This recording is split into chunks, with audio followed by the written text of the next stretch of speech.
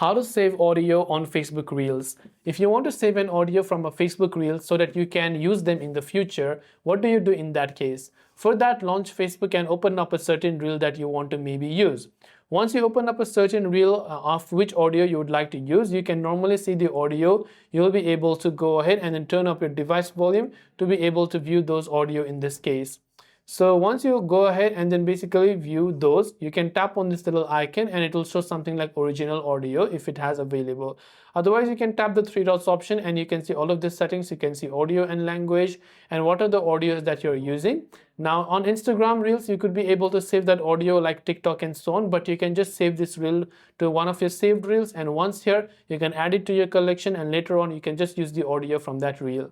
And this way you can go ahead and then save audio on Facebook Reels. Hope this video helped you out. If you have any questions, feel free to leave them down. Thanks for watching till the very end and see you soon in the next video.